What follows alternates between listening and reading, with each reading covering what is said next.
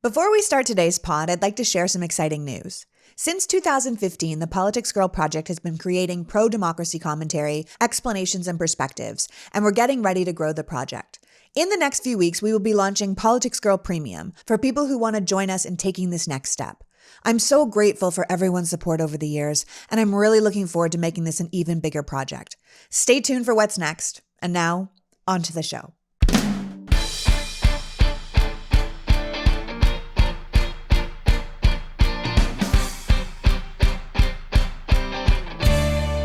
Hello, and welcome to the Politics Girl podcast. I'm your host, Lee McGowan. Let's get into it.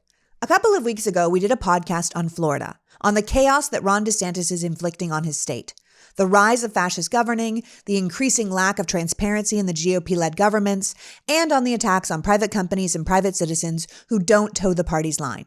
If you haven't heard that episode, I would highly recommend you go back and listen. Not because I'm so great, but because if we're going to truly fight back against what's going on in this country, we need to be deeply aware of what we're up against. And Florida is the perfect example of where modern-day Republican leadership wants to go, with its top-down authoritarian, Christo-fascist overtones.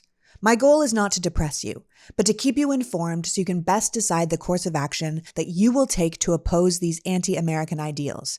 And make no mistake, they must be opposed. Sitting out is no longer an option. Every single one of us must find a way to oppose the destruction of our democracy and the eroding of our freedoms in the name of minority control. There is no other time than this. With that in mind, I wanted to do a counterpiece to the Florida pod, one where we could see what happens when government goes right. What happens when the people are listened to and their desires are reflected in their government's legislation and behavior? And as far as I'm concerned, there is no state that balances the scales with Florida more than Michigan. Michigan really has become the anti-Florida. And I think one of the biggest reasons that's the case is because while Florida is all about government control, Michigan has dedicated itself to listening to and honoring the will of the people. While Florida and the other red states are increasingly embracing extremism, Michigan has outright rejected it. And while Republican-led states are making it harder to vote, harder to have your vote counted, and making sure the Democratic voices are all but silenced, Michigan's newly drawn district lines have made sure that after years of legally rigged Republican control, all voters now are able to have their voices heard. It's easy to counter a red state like Florida with a blue state like California. But Michigan is more interesting because of what's happened to it, what it's become or is becoming, and how it wasn't expected. As I said, Michigan was a state that until very recently was firmly under Republican legislative control. This isn't some liberal bastion. This is a conservative Midwest state. And yet, when the voters were actually heard and respected, when their votes weren't thrown out or negated, the leadership completely flipped. And the laws that are being passed under that new leadership show the entire country what's possible when our voices are heard. So today we're going to talk about Michigan, to give you a sense of what's possible when government reflects the will of the people rather than just the will of its members. I want people to see what we can do when we do the work to flip other state legislatures and get more favorable maps that respect the voter rather than favor the parties. There are some destructive forces looking to take America down, but I hope that the Wolverine state will give you the same feeling of hope it gives me. Not only is Michigan the kind of state we should all be looking to emulate, but this is the kind of positive change that can happen if we focus on state legislatures, AG races, secretaries of state, and governors' mansions. As we said on the episode with Melissa Walker from the States Project, so much of what truly affects us happens at the state level. As much as we love to focus on national politics, and that is essential, real change, real progress, or civil decline is happening at the state level. As Salon magazine recently wrote, Michigan offers real hope, a roadmap back to democracy and common sense. So let's talk about it. For those of you who don't know, Michigan is the country's 10th most populous state, with a population of just over 10 million people. It's located in the upper Midwest of the United States, and it's bordered by Minnesota, Wisconsin, Indiana, Ohio, and Canada's southern border. But it's called the Great Lakes State because it's also surrounded by Lake Superior, Lake Huron, Lake Erie, and Lake Michigan. Michigan is also the only U.S. state that is split into two pieces, the Upper Peninsula in the north and the Lower Peninsula, affectionately known as the Mitten, in the south. For a time, there was talk that the Upper Peninsula should become its own state, until 1957, when the two parts were connected by the 5-mile Mackinac Bridge, one of the longest suspension bridges in the world, and the people moved on from the idea of separating. Agriculture, manufacturing, and tourism are the three biggest industries in the state. But with over 3,000 miles of coastline, the longest freshwater coastline in the country, and with 40% of the state covered in water, I'm sure it's no surprise to know that Michigan is also known for its fishing. Forestry is another important industry, as 90% of the Upper Peninsula is covered in trees. Michigan is also called Motor City. It's the home of the American automobile industry and Motown Records, which was founded in Detroit in 1959 and got its name from combining the words motor and town. To this day, Michigan remains the home to the headquarters of three of the biggest car companies in the world: General Motors, Chrysler, and Ford. Michigan is also the home to the biggest ready-to-eat cereal producer in the world, the Kellogg Company, and the world's largest cement manufacturing plant, and the world's largest limestone quarry. It is a workers' state. If you've heard of Detroit, the state's biggest city, or the second largest city, Grand Rapids, which was recently rated one of the 20 most livable cities in the U.S., you might not have heard of Lansing, the state capital, and home to the Michigan government, but that's what we're going to be focusing on today. Politically, Michigan was divided evenly along party lines for years. Its districts were basically a checkerboard of red and blue in every election. Then, in 2011, Michigan's Republican Party, who were in charge of drawing new district lines after the 2010 census, gerrymandered the state with precision, essentially legally rigging the Michigan maps in favor of themselves. If you're not familiar, gerrymandering is the practice of drawing the district boundaries of a state in such a way that it gives one political party, or sometimes race, an unfair advantage over their opponent. The term gerrymandering comes from Massachusetts Governor Elbridge Gerry, spelled Jerry but pronounced Gary, whose administration passed a law in 1812 to divide up his new state Senate districts in such a way as to consolidate his own power.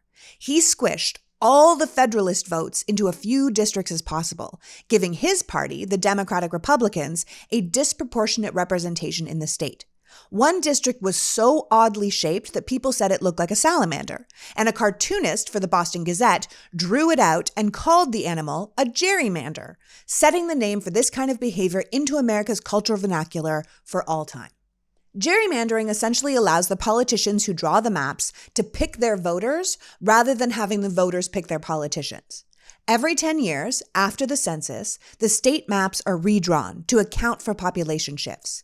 In the states where the party in power is responsible for drawing those maps, gerrymandering can be used to either do what Elbridge Gerry did and push as many voters who might vote against you into the smallest amount of districts, a practice called packing, or by breaking up their opponent's voting power by spreading them out across as many districts as possible to dilute their vote, a practice called cracking.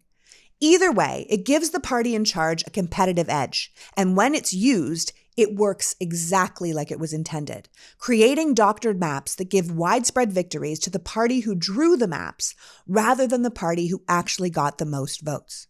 To be clear, gerrymandering is something both parties have participated in, but the Republican Party uses it far more readily than the Democrats because a fair amount of Democratic-controlled states, like, say, California, who could easily partisan gerrymander themselves to an advantage, like drawing maps that maybe make Kevin McCarthy not be able to win, use what are called independent commissions, which mean the legislators aren't involved in how the maps are drawn, and they are created fairly by an independent body that can't, by nature, favor one party over another. So while Democratic-controlled state legislatures did draw the districts in 7 states in the last election, those representatives only make up about 11% of the House, while Republican legislatures drew the maps in 19 states, and their districts make up 41% of the seats in the House. So when people say both sides do it, it's not remotely the same. In Florida, Ron DeSantis even vetoed the maps drawn by his own party, and in a completely unprecedented move, had his personal office redraw the maps so they were even more favorable to Republicans, including completely dismantling a district in northern Florida that had historically allowed Black Floridians the opportunity to elect their candidate of choice. The governor then strong-armed the legislature into passing his maps, and when he was rightly sued by voting rights organizations, the case ended up before the Florida Supreme Court, where the majority of justices on that court had been appointed by DeSantis himself. And they, not surprisingly, ruled to let DeSantis' map stand. So when you hear how the Republicans in Florida got a blowout in the 2022 midterms when the Republicans in other states struggled, this is why. A red wave is far easier when you have completely suppressed blue votes. In the latest redistricting cycle of 2020, the majority of congressional districts were created through map drawing processes controlled or dominated by one party, with 26 states passing maps on wholly or almost wholly party line votes. And I'm sure I don't need to tell you how terrible that is for democracy. Because where does the voice of the people fit in if the maps are being drawn by a party to favor a party? However, 2022 also saw some notable changes, with an increased number of maps being drawn or modified by state courts, and 2 additional states using independent commissions for the first time. And one of those states was Michigan. And that's where it starts to get interesting. Republican gerrymandering had been working overtime in Michigan for years. Over the decade, the districts that used to be almost evenly balanced red and blue had become almost exclusively red, as the Republican legislature used the maps to consolidate their power. It got to the point where the Republican Party controlled almost every level of government in Michigan, from the state Supreme Court to municipal workers and everyone in between. 2016 was a shellacking for the Democrats in Michigan. Donald Trump won the state by just over 10,000 votes, the closest presidential race in the state's history, after Obama had won the state in 2012 by 9.5%. The House sent 9 Republican representatives and only 5 Democrats to Congress. The state houses had 63 Republicans to 46 Democrats. It was bad. Things turned around a bit when all the state races, governorship, AG, and Secretary of State, went to the Democrats, and women Democrats at that, in 2018. But even with the Democrats winning at the top of the ticket, and Michigan having 2 Democrats as their U.S. state senators, a real reflection of how the state as a whole felt about the parties, the House districts and state legislative races were still drawn in such a way as to allow Republicans to hold legislative control. In fact, even while the Republican Party lost seats in 2018, they were able to maintain the majority in both chambers in the Michigan state legislature, even while the Democrats won the popular vote. That redistricting in 2011 really pushed what the voters wanted out of the way of what the Republicans wanted. And when the voters are silenced, bad things can happen. I believe it's this kind of one-party rule when no one, not even the voters, have a check on their power that leads to things like the Flint water crisis. All the decisions, all the laws, and all the oversight, such as it was, in Flint, Michigan, was under Republican control. Even when the water crisis became obvious, the Republicans appointed their own emergency managers to look into the problem. And like anyone who gets to police themselves, they found themselves blameless. The severe mismanagement of Flint's drinking water was a tragedy that never should have happened. And just to be sure we're all on the same page, in 2014, the city of Flint, Michigan, switched its drinking water supply from the Detroit water system to the Flint River to save money because the Republican government was deeply in debt. The new water was not properly treated, and when finally tested, independently because of the work of local residents who were being ignored, it showed that the city was essentially poisoning its citizens. Everyone knew the Flint River was a waste disposal site. Many of the local industries, including car and meatpacking districts, dumped their waste into the river. In fact, when state Republicans decided to end the city's 5-decade practice of piping in treated water from Detroit in favor of the cheaper alternative of the Flint River, the river had already caught fire twice.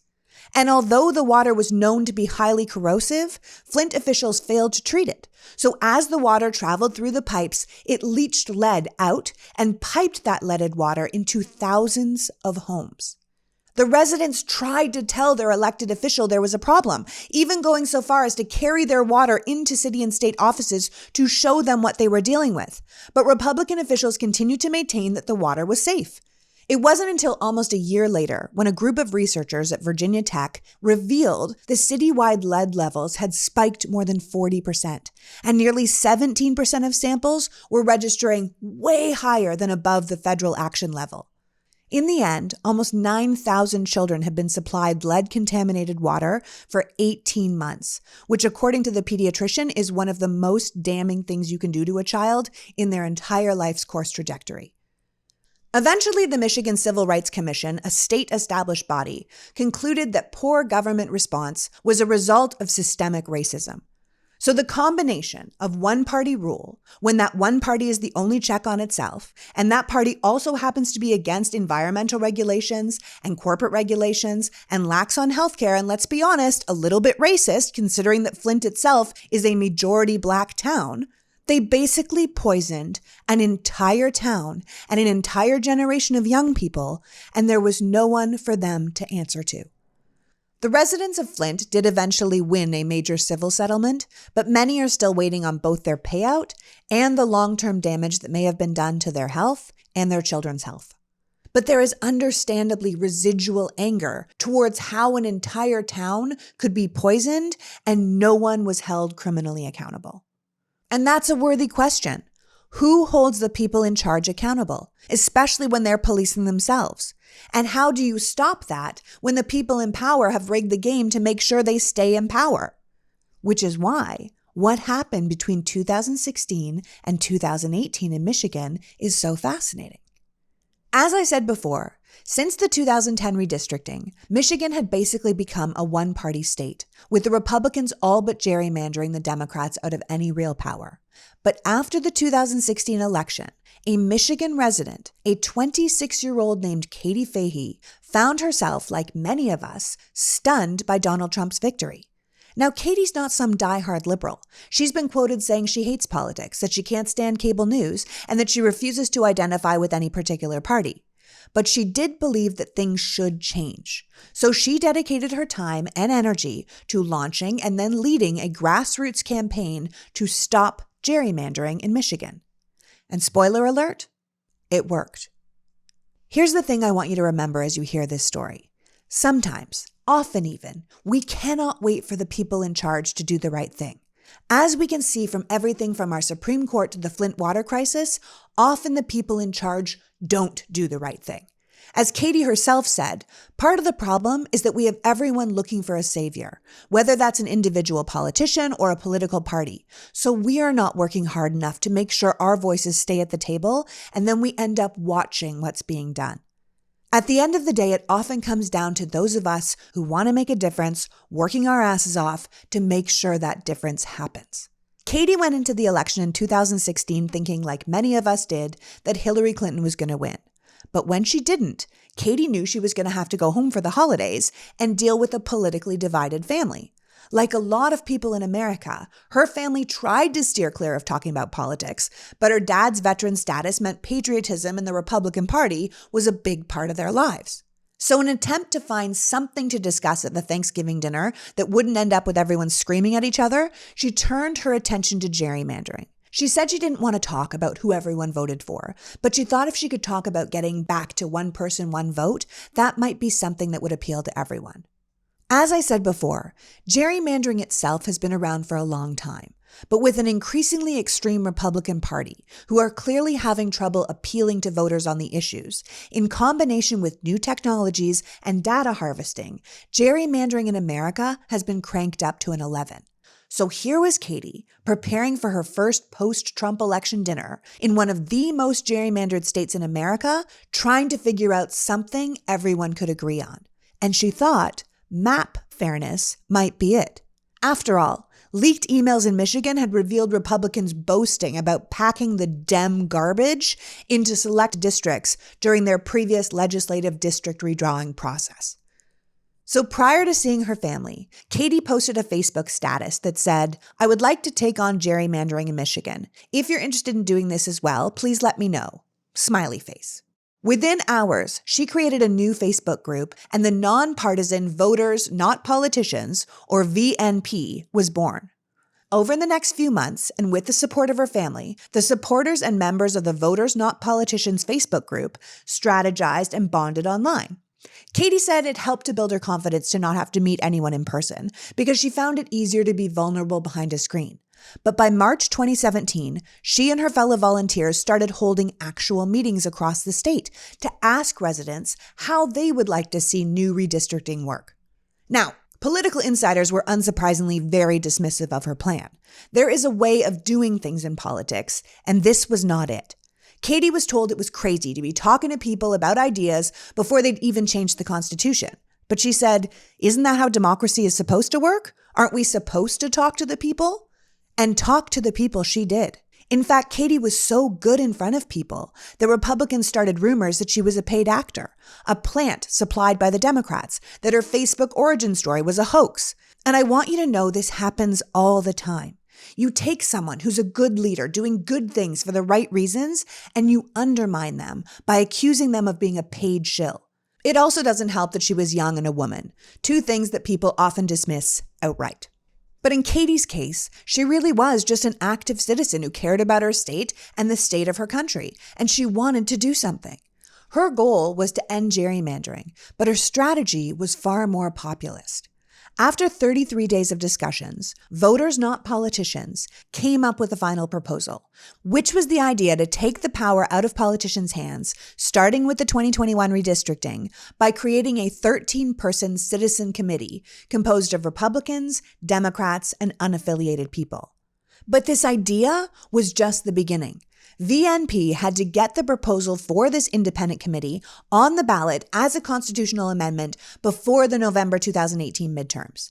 And to do that, they needed 315,000 signatures, and they only had 180 days. As Katie said, normally before you announced a proposed constitutional amendment, you have your own constitutional language written, and you've raised millions of dollars. We'd just opened a bank account and had very limited funds and virtually no experience. Not to mention, they were constantly undermined by the political powers that be. Undeterred, Katie and her group signed up 4,000 volunteers, many of whom who had never been politically active before, to contribute their skills to the goal of getting this proposal on the ballot. She even had a wood carver help make the clipboards that people would use to get the signatures. Some celebrities got wind of the project, and people like Jennifer Lawrence and Arnold Schwarzenegger publicly offered their support. It turned out that the fairness of the proposal itself appealed to all kinds of people. Republicans and independent voters, along with Democrats, were eager to sign. Many Republicans even volunteered for the campaign. Enough people seemed to understand that non-competitive districts actually serve no one but the party bosses and the people truly committed to partisan politics. Yes, your party might be in charge, but why do they have to listen to you if they can't lose? I mean, look at Flint. Maybe it served everyone if the whole system was just more fair. Voters, not politicians, ended up getting more than 425,000 signatures 2 months before their deadline. And on Election Day, their proposal, Prop 2, passed with 61% of the vote.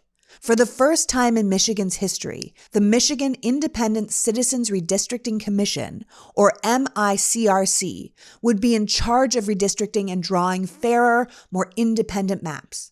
The MICRC ended up being comprised of 13 citizens from across the state of Michigan, randomly selected from over 9,000 applicants, which included 4 people who affiliated with the Democratic Party, 4 people who affiliated with the Republican Party, and 5 independents who didn't affiliate with either party.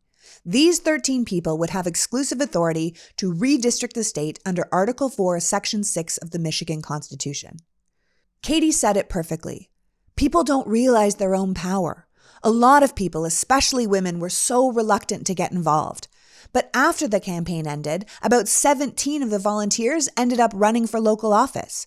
They could see that change could really happen, that their voices and work had really mattered. And for those of us looking back on the story now, it's hard to miss the difference that one person with an enthusiastic commitment to a good plan can truly make to American democracy. Due to the hard work of voters, not politicians, Michigan's district lines were redrawn by the nonpartisan MICRC after the 2020 census. The process of adopting these new maps involved at least 15 public hearings and were overseen by many levels of oversight to keep things fair and balanced, offering the public multiple ways to weigh in. Everything about the process was transparent, and it balanced the voices of the parties with the voices of the unaffiliated voters. The process used logic and common sense, and when the lines were finally drawn, the districts were no longer weighted to favor one party over another. And that fairness changed everything. So, 4 years after the independent commission was put on the ballot, Democrats were able to flip the state legislature from Republican to Democratic control. It turns out the state wasn't in fact red, but purple. And with issues that people cared about on the ballot, the Democrats were able to win control of both houses in the state legislature, as well as keeping the governorship. A trifecta, something Democrats hadn't had in Michigan for 40 years. Conservatives have been working for decades to take over state legislatures, recognizing that the legislatures are where the real power lies, especially since they were having more and more difficulty winning federal elections. I say this all the time, but we can't just dial in election years. In fact, if you want to make real change in America, you need to be involved years before an election in order to really make a difference. The Republicans have understood this long game strategy for years, and it's time we finally started catching up. Michigan had a record-breaking turnout for the midterm elections in 2022, with 4.45 million voters casting a ballot, beating their former record set in 2018 when 4.43 million voters cast a ballot. Flipping Michigan's state legislature was a major win for democracy and for anyone who cares about the will of the voter. As Governor Whitmer herself said, this victory belongs to those who made their voices heard. We're reminded that this office doesn't belong to any person or party. It belongs to all of us. The 2022 election saw a clean sweep of all statewide races, from governor to attorney general to secretary of state, and Michigan also voted to enshrine the right of abortion into the Constitution. With that kind of power and wind at their back, the newly Democratic leadership was able to move fast to accomplish what the voters had asked for. They were literally able to deliver on their promises. So far, among other things, the state government has voted to amend the state's civil rights law to ban discrimination based on sexual orientation and gender identity. They voted to repeal a 1931 law criminalizing abortion drugs to reflect the Michigan voters' overwhelming support for abortion now in the Constitution. Leadership reversed a right-to-work law that Republicans had passed in 2012 that unions and workers hated, becoming the first state to scrap a right-to-work law since the 1960s. They voted to reestablish a wage law, which would require contractors on state projects to provide their workers with union-level compensation and union-level benefits. They restored tax exemption for pensioners and expanded the earned income tax credit so eligible working families could save money. Governor Whitmer has also already signed into law bills protecting the rights of LGBTQ citizens, and immediately after the shooting at Michigan State University, the Democratic government passed a whole list of gun safety provisions, including expanded background checks, safe storage laws, and red flag laws. The legislature is also expanding election protections by instituting automatic voter registration, reinstating the voting rights of ex-felons, criminalizing the harassment of election workers, and broadening access to early voting. I've said it once, I'll say it 1,000 times. We should be making it easier to vote, not harder. The only people who don't want you voting are people who know they can't win when you vote. I truly believe there are so many states that aren't red, but blue suppressed. And we, just like Katie Fahey, must commit to doing something about it. But the Democratic win in Michigan was also about turnout. Democrats made sure there was a series of citizen-led measures on the ballot, things that people actually cared about, like voting rights and reproductive freedoms, that would encourage and energize their base to come out and vote. People were fired up to vote for the things that they wanted, and they were voting in districts that finally allowed their votes for their legislators to be counted. What happened in 2022 wouldn't have been possible without what happened in 2018. If Michigan had their old districts, the measures might have passed, but they might not have made it through the legislature, as it would have remained a Republican majority because the Democrats had simply been drawn out of power. In this case, the voters came out for the ballot initiatives they wanted, but the candidates they chose also had a chance to win. Democrats in the legislature also benefited from what pollsters call the coattail effect. At the top of the ballot, strong candidates like Whitmer, Secretary of State Jocelyn Benson, and AG Dana Nessel all won re-election by between 8 and 15 points, which helped power Democratic candidates down the ballot and in all the competitive U.S. House seats. I will say the Republicans also ran a particularly weak group of candidates, harping on the completely weak group of issues. This is what you get when you run a culture war election rather than an issues-based election. While Whitmer and the other Democrats focused on abortion rights, voting rights, local issues that would affect the citizens across Michigan, the Republicans focused on election denialism and culture war crises. The Republican candidates were increasingly extreme, and that just didn't resonate with responsible Michigan voters. In fact, analysts found that 27,000 Republicans voted for Whitmer, while over 200,000 Republican-leaning independents just didn't vote.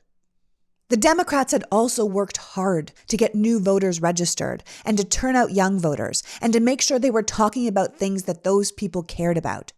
Democratic floor leader Yousef Rabihi didn't run for re-election in 2022, but instead he spent his time campaigning for the party, spending Election Day itself at a university campus, signing up hundreds of young people to vote last minute, something that was only made possible by the passage of another ballot initiative in 2018 that expanded voting rights to include same-day registration. So while Republicans expected to maintain their grip on the state legislature, it was the Democrats who ended up taking control of both the Senate and the House, sweeping the statewide offices at the top of the ticket and retaining control of the state Supreme Court while winning a majority of U.S. House seats. And both U.S. senators from Michigan are also still Democrats.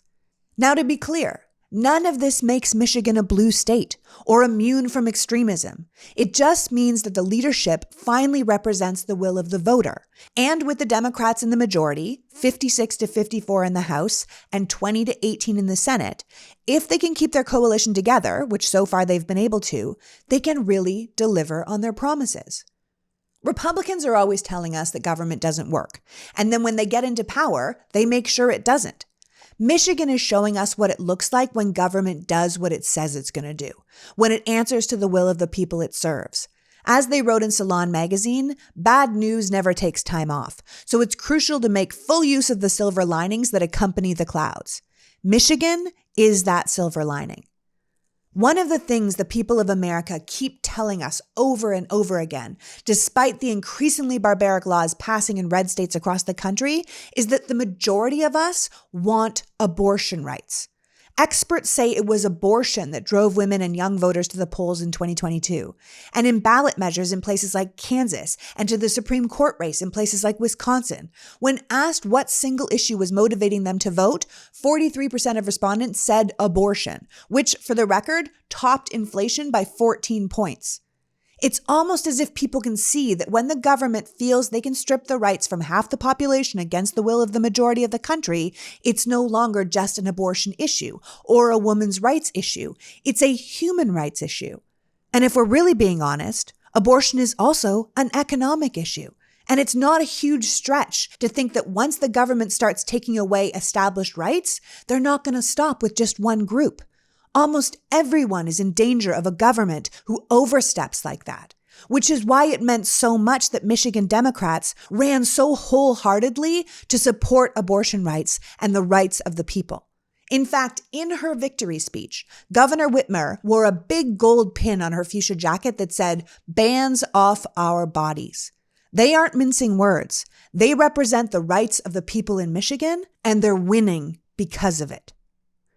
The 2022 Michigan ballot included a proposal to amend the state constitution and establish new individual rights to reproductive freedom, including the individual's rights to make all decisions about pregnancy and abortion.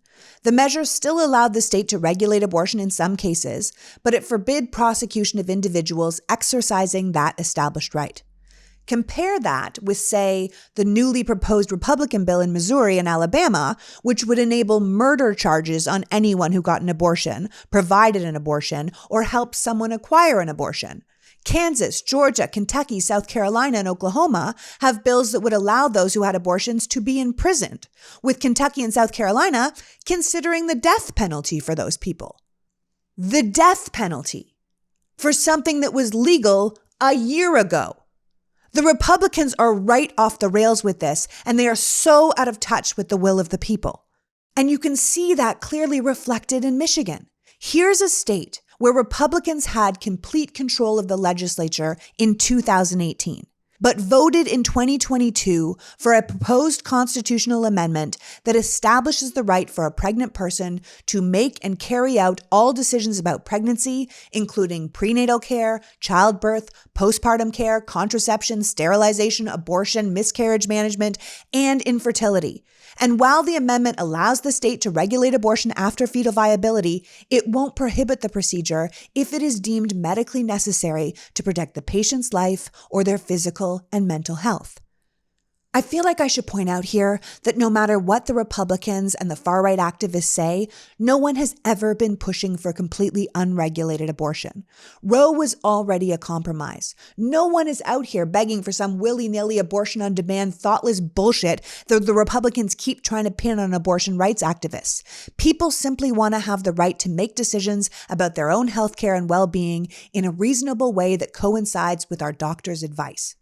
This new amendment in Michigan contrasts so distinctly with the laws being passed by Republican-controlled governments. Michigan put out a citizen-led amendment on the ballot, while states like Florida are ignoring the will of their citizens and dictating government-mandated rules without majority support. The proposal was adopted in Michigan by a majority of the state, and that's what happens when you have a government that listens to its people. Michigan also voted in the midterms for a ballot initiative to establish the right to vote into the state's Declaration of Rights. Voters approved a constitutional amendment to make Michigan elections more secure, more modern, and more accessible. Among other things, this new initiative prohibits intimidation or interference of voters. It offers more drop boxes and absentee ballots, and it requires that absentee ballots include prepaid postage on return envelopes. Moving forward, the goal will be 9 days of early in-person voting, which will mean shorter lines on Election Day. You will be able to request an absentee ballot to be mailed to you for future elections, and voters will be offered online absentee ballot tracking so voters can be confident that their votes are being counted. Finally, voters can also sign a statement affirming their identity if they don't have the correct photo identification at the time of their vote, but their identity will be verified before their vote is counted. Ultimately, the goal of the Michigan voter, and now the Michigan Democratic leadership, is that election results will be determined solely by the number of votes cast, not which party is in charge. What a frickin' revelation. This is the beauty of ballot measures, which I believe we should be looking at using far more efficiently across the states. Ballot measures are a way for people to tell their state what they want, rather than passively waiting for their legislatures to bring it up. Ballot measures feel more like a form of direct democracy because the citizens themselves can petition to place initiatives on the ballot once they've gathered the required amount of signatures from registered voters, and then that initiative can be brought out for a public vote. Now, of course, this is America with federalism and states' rights, so nothing is just cut and dry or the same from state to state. But right now, 26 states have initiatives and/or referendum processes. The initiative process allows citizens to propose a new statute or constitutional amendment, just like Katie Fahey did for an independent commission. And the referendum process allows citizens to vote to uphold or repeal a law that is already passed in the legislature. Each state has different requirements for the amount of signatures and deadlines, but I love the idea of citizens speaking up and telling the government what they want, rather than the government telling them what they're going to do. As a side note, it's probably not a big shock to know that the states that don't include the right to citizen-initiated ballot measures include most of the southern states and Texas. But to be fair, the eastern seaboard states, with the exception of Massachusetts, Maine, and Maryland, don't allow them either. But since this is a pod about Michigan, we need to note that Michigan voters wanted fair districts, fair voting, and to enshrine the right to their own bodies into the Constitution, and that's exactly what they got. So we can wring our hands over these terrible extremist Republican governments and their horrible regressive laws, or we can, wherever possible, get organized and fight back. Because when we do, Michigan proves we can reap major rewards. Today's pod is sponsored by Miracle Made Sheets. Did you know that traditional bed sheets can retain more bacteria than a public bathroom? I did not, and I find that information disgusting, which is probably why people can get acne or allergies or stuffy noses from their bed. These are things I wish I didn't know, but I'm also kind of glad I do too.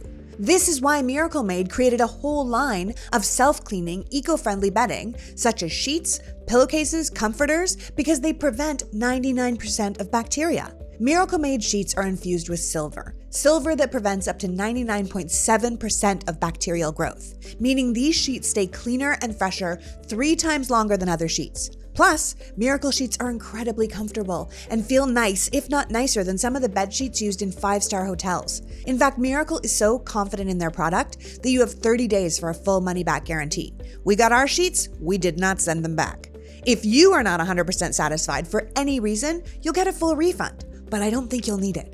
Mother's Day, Father's Day, they're just around the corner. Maybe give your parents the gift of not sleeping in bacteria.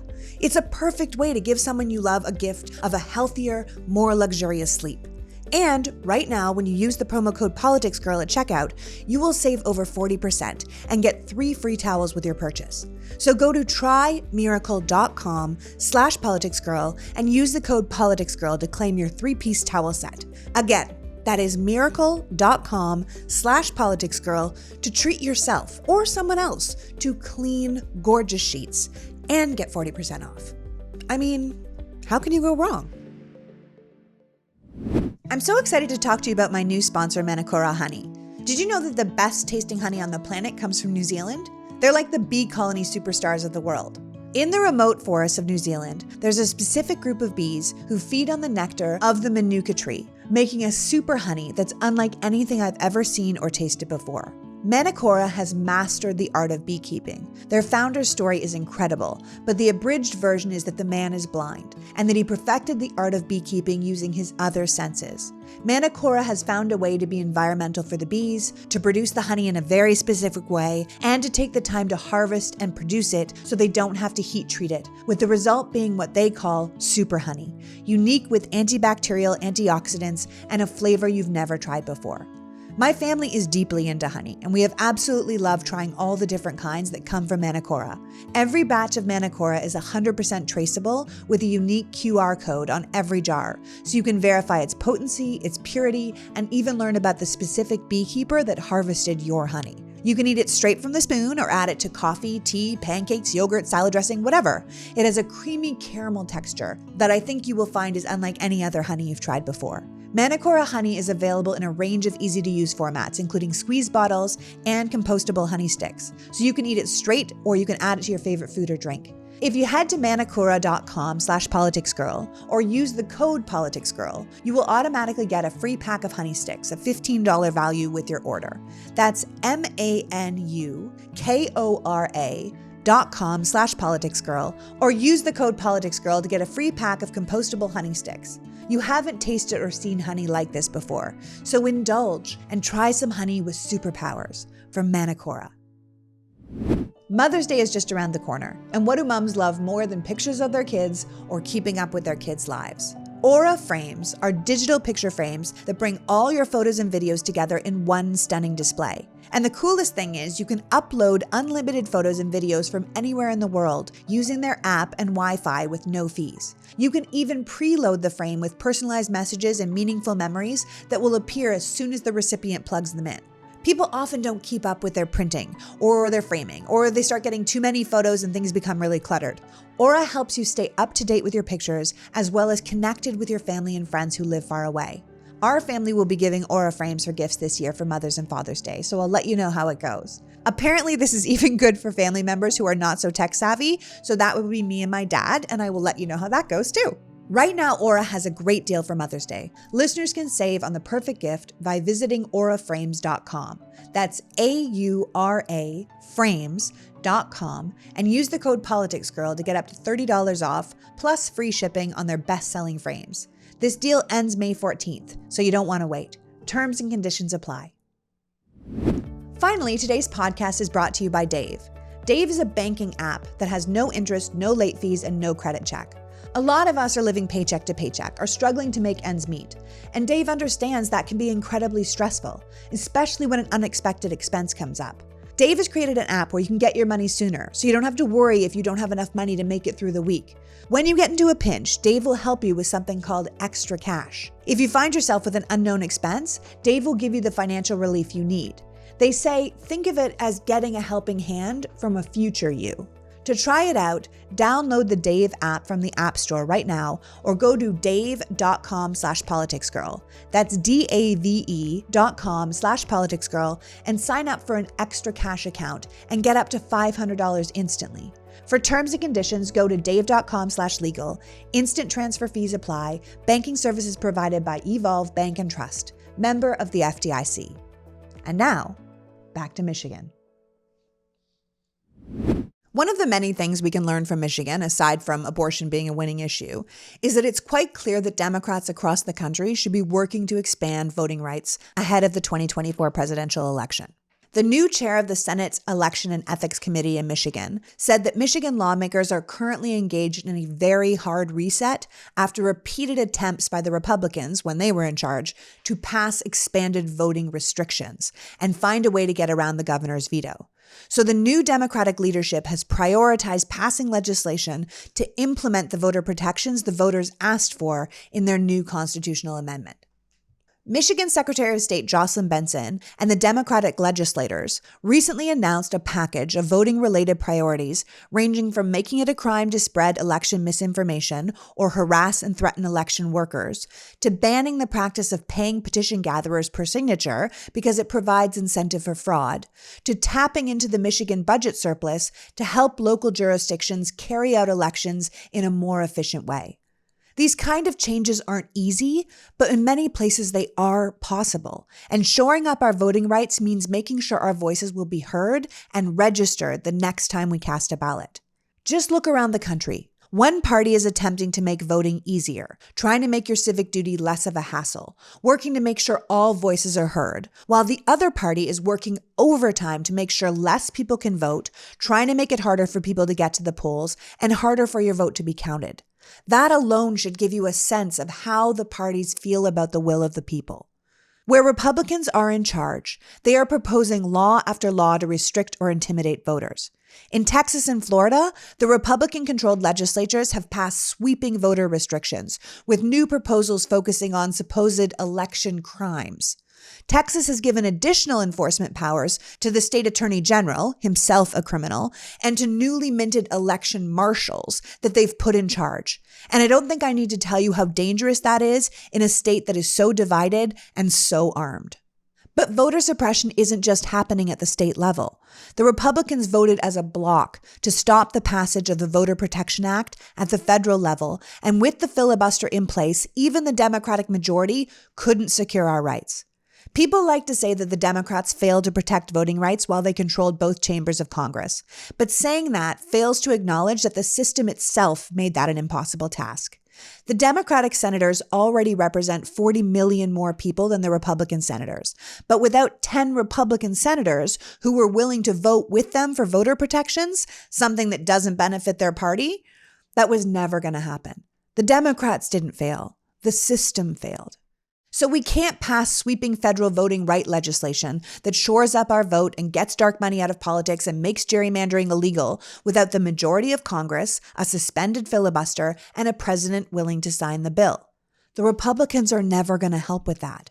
So we have to be very serious that while we work to flip as many state legislatures as possible and get as many trifectas as possible, we still have to work to take back the House and expand the Senate so we have a chance to protect our votes and our rights federally. We also aren't getting any form of court reform without 3 branches of the federal government and a suspended filibuster, so just keep that in mind. For now, it's up to the states to protect their citizens' votes and be both proactive and defensive in that work, to maintain and gain control of even more state houses.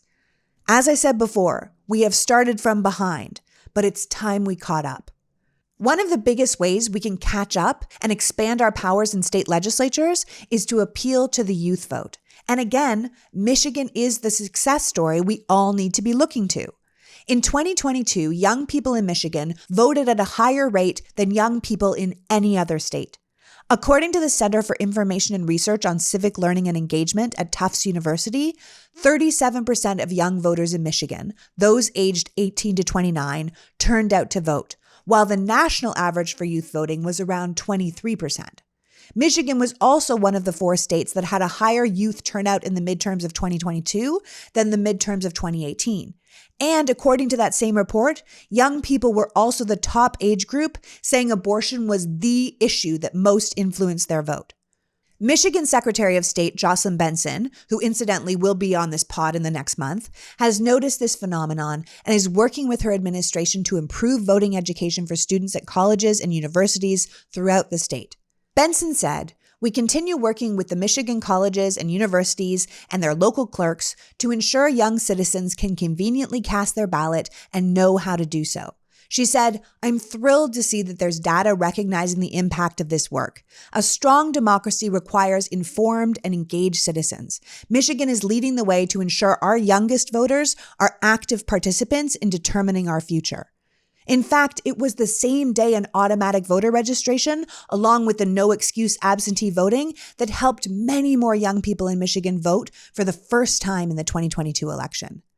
Contrast that attitude with the leadership in the red states looking to make it harder for the youth to vote, moving polling places off campuses, requiring very specific ID, not taking student ID, making it illegal to bus students to the polls or register them to vote in certain places, and you can see what we're up against. GOP state legislatures are introducing a whole new wave of measures targeting young voters. Ohio recently passed sweeping voter restrictions, including more stringent voter ID requirements, cutting early voting periods, and giving voters less time to return their mail-in ballots. These new restrictions will make it harder for people who tend to lack the proper identification, or can't come in on certain days, or those who miss the deadline for mail-in ballots, people like the elderly and disabled, the poor, Black and brown communities, to vote. Ohio even limited each county, regardless of its population size, to a single drop box. In a statement from Civic Influencers, a nonpartisan group that aims to increase youth voting and civic power, they said, "Each one of these new provisions will make it more difficult, if not impossible, for Black, Indigenous, Hispanic, and disabled youth of color in Ohio to cast their votes or have their votes counted." Camille Wimbish, the election administration director at Ohio Voice, a civic engagement advocacy group, says that the idea that they passed these laws when there was no evidence of why these changes were needed and no input really from the public at all on these issues is alarming. In tightening its voting laws, Ohio, a politically competitive state, has become almost solidly Republican, and it joins a number of other states like Georgia, Florida, and Texas that have moved to restrict voting access to retain their own power. Voting rights groups say these GOP-authored bills, like the one in Ohio, are specifically targeting young people because they're generally more progressive, which Republicans see as a threat.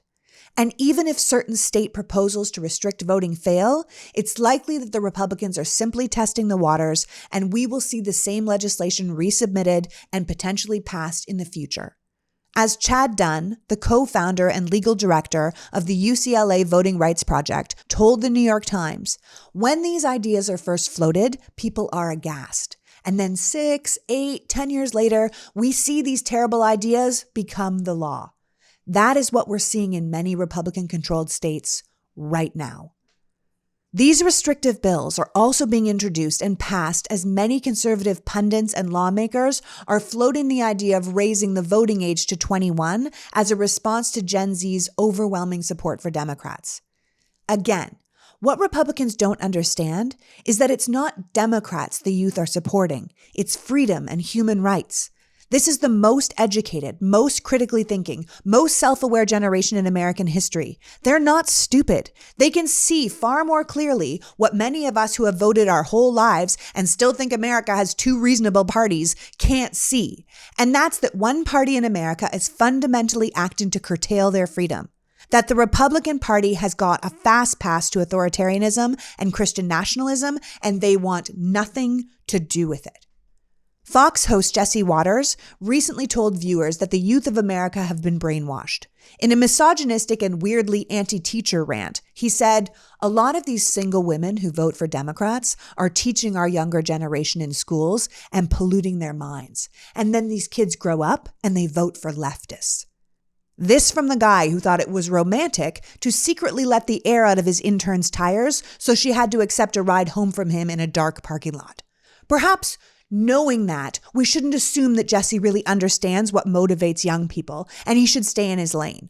Exit polls show strong youth support for Democrats, not because they were brainwashed by their teachers, but because they care about issues like climate change and reproductive rights and gun violence, all issues Republicans make worse.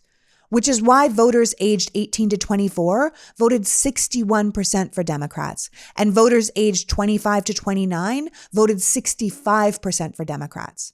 My guess is it's not that our youth was taught by radical single cat ladies who rotted their young, impressionable brains, but that this generation is aware enough to know that America has sold them a bill of goods. They don't want their rights taken away or their books banned. They believe that gay and trans people deserve to be treated like regular human beings and that women deserve the same autonomy over their body as men. They would like healthcare and a living wage and not to be dictated to by a bunch of double-dipping insider traders telling them who they can love. But no matter what motivates them, young voters need to be paying close attention to the threats on their voting rights because they are real. They need to meet the youth of Michigan at 37%, and they need to go up from there. Katie Fahey is a young person herself, and she points out that there are still 35 states in America that use congressional redistricting, but she believes what she and her team did in Michigan can be replicated in many of those other states. In order to get that ball rolling, she started a national not-for-profit called The People, which she hopes will help create more Katies across the country and give frustrated citizens, especially frustrated young people, the tools to tackle the systemic issues they care about. She said, "Obviously, I'm working off really limited experience. I had one time where it worked out really well, but it's exciting to see how much it inspires people to make change."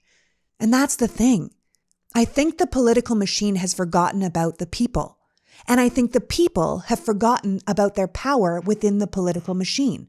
But when things really get moving, and when people really are heard, like they're being heard in Michigan right now, then we can see how the pieces start to come together to make things better.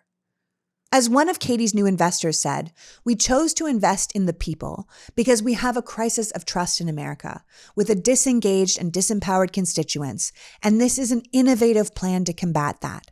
As Katie herself points out, lobbyists, donors, and politicians often don't have the incentive to change the status quo. So who else is going to do it but the people?